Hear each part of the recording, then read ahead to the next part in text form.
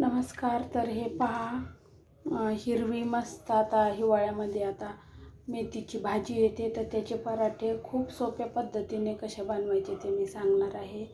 तर प्लीज पूर्ण व्हिडिओ पहा.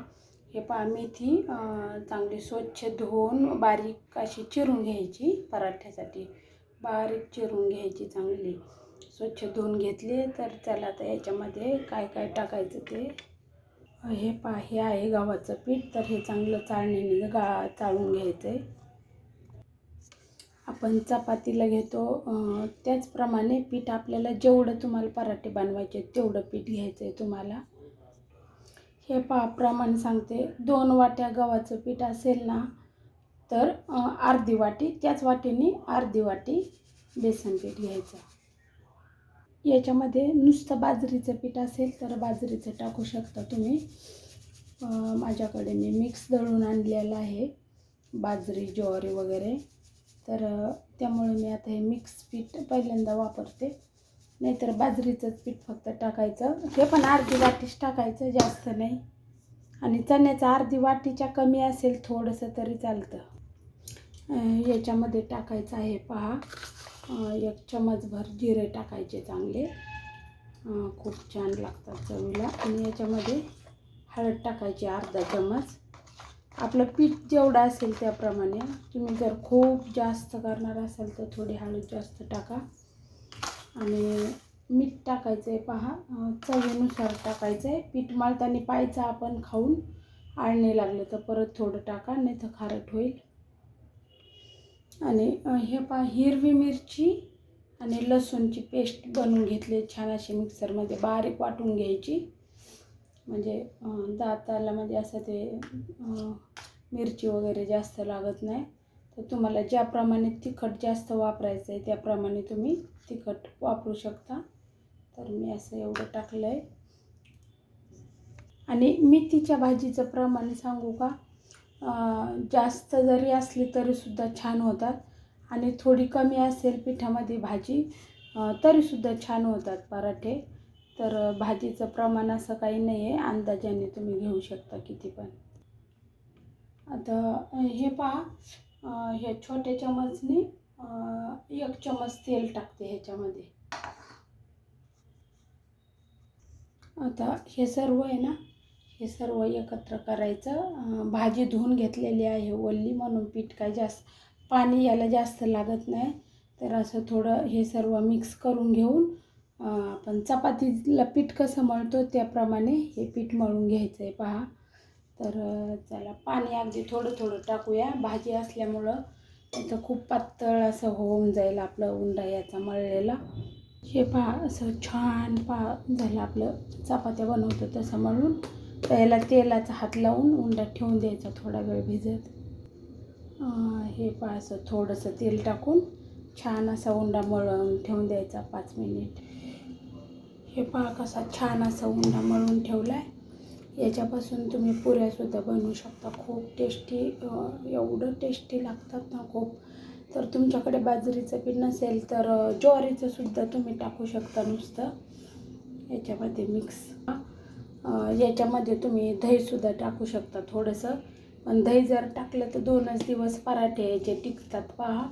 आणि तुम्हाला असं 3-4 दिवस जायचं असेल कुठं पिकनिकला, कुठं सहलीला वगैरे गावाला, तर तुम्ही हे 4 ते 5 दिवस अजिबात खराब नाही होत. आता या दिवसामध्ये, थंडीच्या दिवसात 4 ते 5 दिवस आरामशीर हे पराठे टिकतात.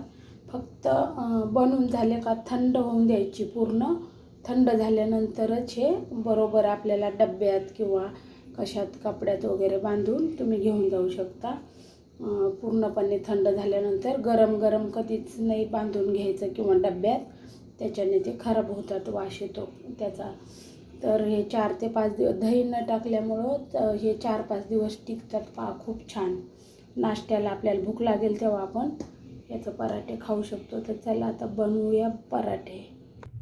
हे पहा, ज्याप्रमाणे तुम्हाला लहान मोठे बनवायचे तशाप्रमाणे उंडा घ्यायचा आणि पिठामध्ये हे करायचं. हे पहा, पिठामध्ये घेऊन पिठामध्येच घ्यायचा उंडा, म्हणजे खाली चिटकत नाही वगैरे.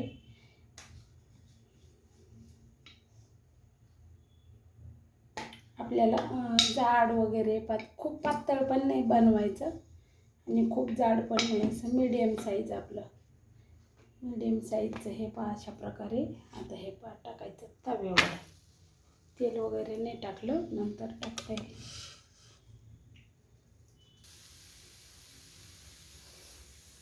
हे पहा कसला छान असा कलर आला.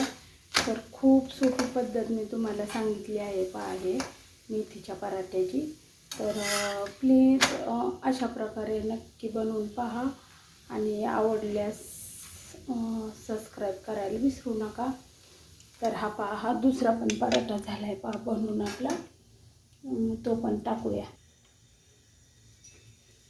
हे पहा, तो टाकलाय तव्यावर, तोपर्यंत लगेच लाटून होतात आपलं.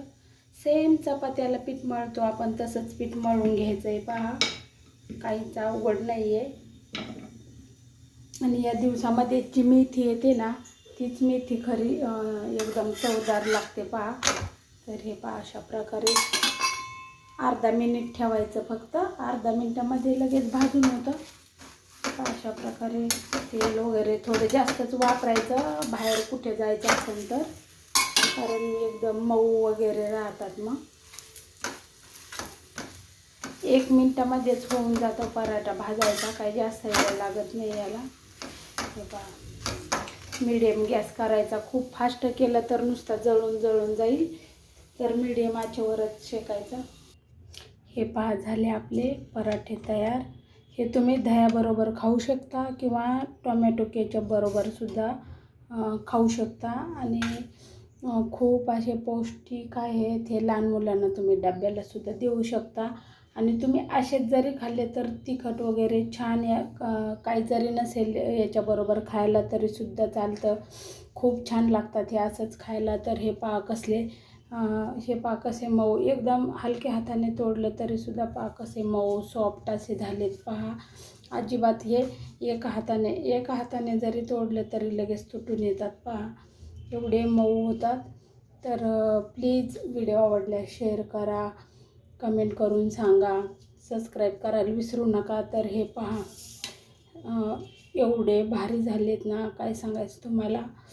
तर नक्की असे बनवून पहा. खूप म्हणजे खूप जबरदस्त अशी टेस्ट झाली आहे. खूप सोपी पद्धत आहे. खूप खूप धन्यवाद व्हिडिओ पाहिल्याबद्दल.